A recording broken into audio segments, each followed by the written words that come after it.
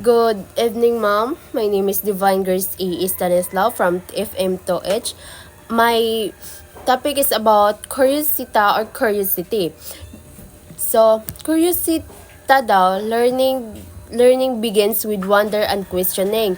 Like Leonardo da Vinci, a curious mind keeps seeking answers, striving for improvement and remaining humble about what it knows. So, curiosita daw, or curiosity, is one of the principles inspired by Leonardo da Vinci. It represents a deep desire to understand the world, constant ask question, and never stop learning. So, sabotable naman kay sa to ang curiosity na or curiosity kay na ano jud na nato na experience ginato na nga curious kay ta sa isa ka butang like curious kay ta nga nung mangita tag way para di ta ma-curious ba nganong unsa na sa asa na about or unsa na. So this is mind is driven by wonder, exploration, and the humanity to recognize that this is more to discover. The second one is demonstration or demonstration.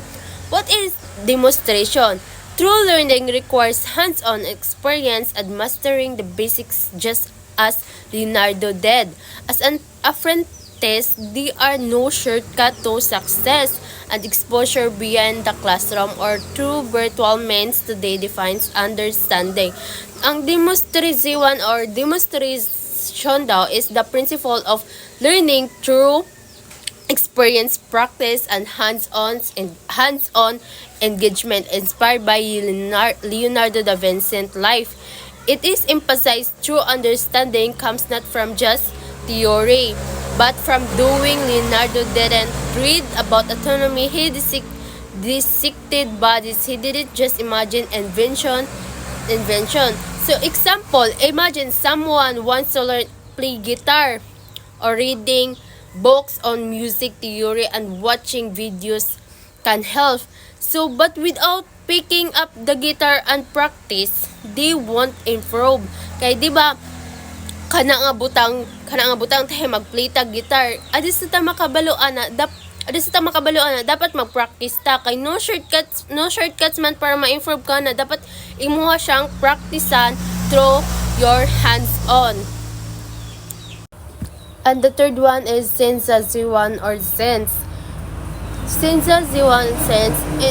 Learning involves fully engaging the sense. Leonardo stressed that people often see or hear with a truly perceiving. Real knowledge comes from consciously using all our sense to experience the world. So, what is sensation or sense? It's the principle defining learning by fully engaging your sense, sight, sounds, touch, taste, and smell. Leonardo da Vinci daw believed true understanding come from heightened sensory awareness. He trained his sense to observe details that others miss, making him a better artist and inventor. So, the principle teach us don't just look, really see. Don't just hear, truly listen.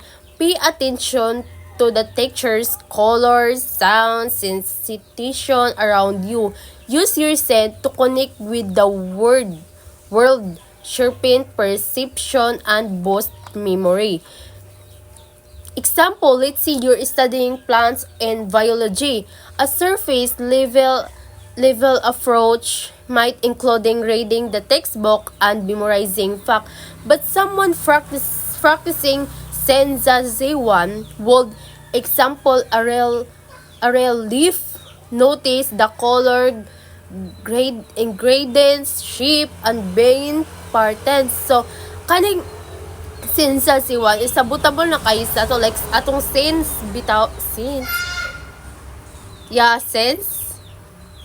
oh mo ato.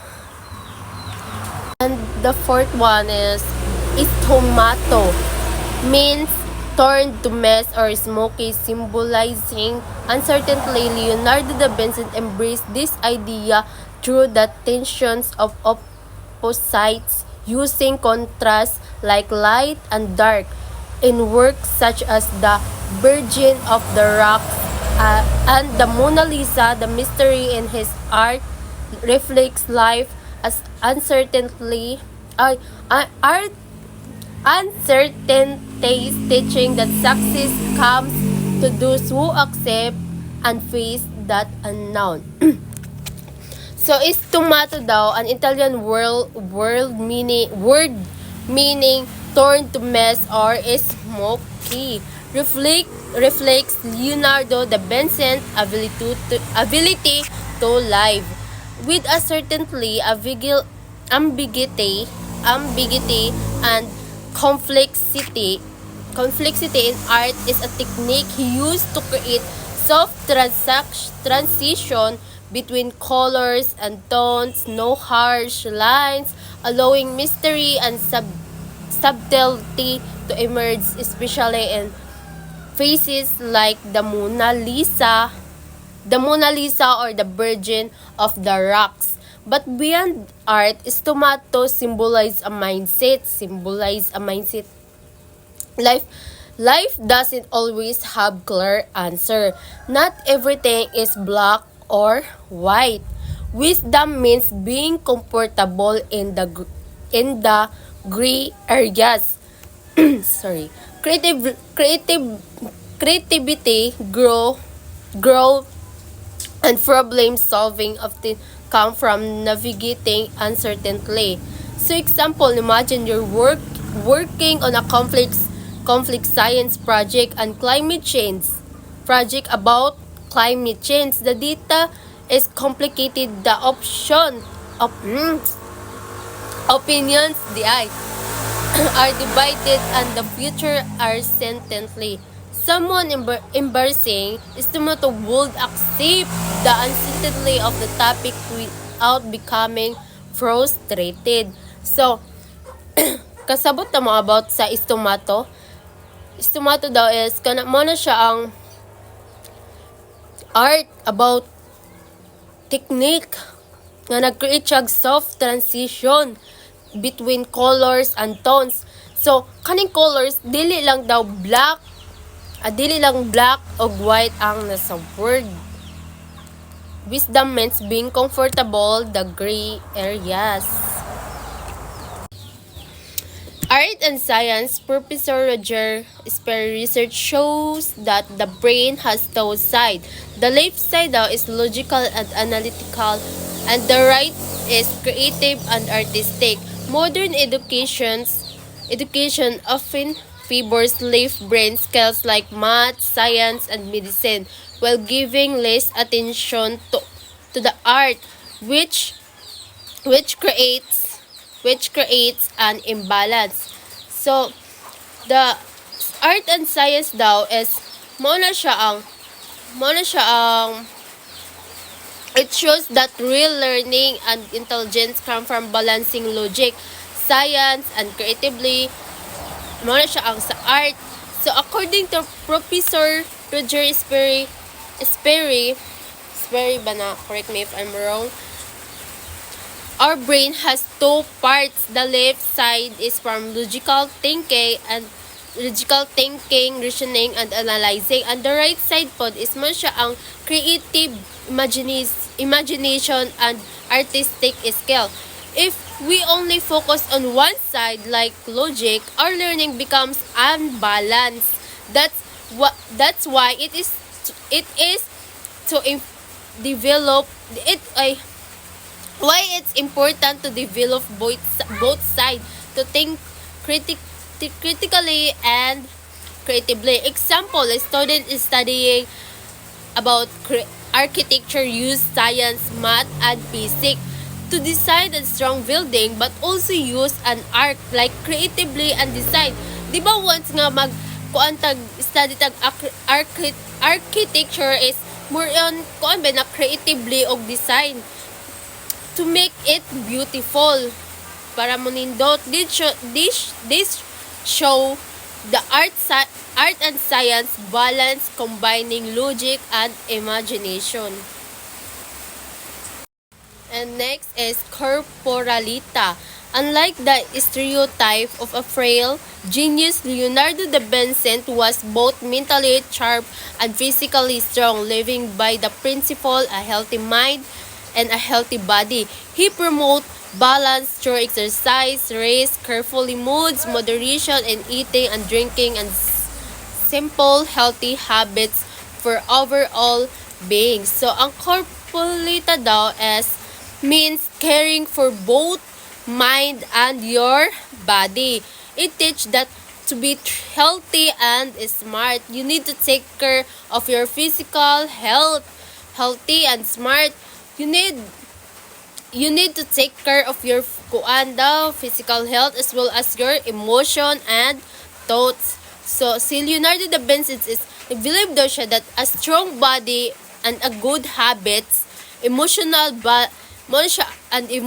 balance, it helps keep the mind sharp and focused. When we exercise, race well, and live with moderation, we achieve harmony daw and overall well-being. So example, a student who studied hard but also takes time to exercise. So mi nga estudyante, so digit ko ka-relate aning exercise, sabi na enough sleep, kay naadre is exercise at healthy and get enough sleep, performs better and school. Bantog ra di ay. Sige, bilar. Their mind stay alert and their bodies has energy, showing the corpalita balance of mind and body health. So kasabot naman mo no about corpalita, mo na siya ang nagabalance sa atong health and mind. And the last is konnichiwan. Konnichiwan highlights that interconnectedness of the world events or trends is one country can significantly affect others. Just an inventions, fashion, or crisis spread globally, the principle reminds us that all things are linked and influence each other. So, ang konnichiwan daw is, it means connection. It reminds us that everything in the world everything in the world is linked together. What happens in one place can affect other people. Nature or societies. It teaches us to see the bigger picture and understand how our action and decision can create effects beyond what we say. When we realize that everything is connected, we become more thoughtful and responsible in what we do. Example, when people cut down too many nagcut kanang nagipangkuan nila ba ang mga trees bitaw, kanang gipang sapay tawag anang basta kanang gipang gabas. It doesn't just affect the forest, dili lang ang kuan naka-apekto ang bukid, dili lang bukid ang naka-apekto ana, it also cause flood, loss of animal homes and climate change. This shows konnichiwan because it improves that human action and the environment. So once nga ato nang kuano nang kanang pangtigbaso nato ng mga trees dira sa atong bukid, dili lang ang forest ang nakaapekto ana, dili lang bukid ang nakaapekto ana, nakaapekto pud na siya about sa ato ang animal kung asa sila magpuyo, nakaapekto pud na siya og cause floods, lows, nakaapekto pud siya climate change kay tungod man gid sa human action ang environment nasira bitaw. Moro to, and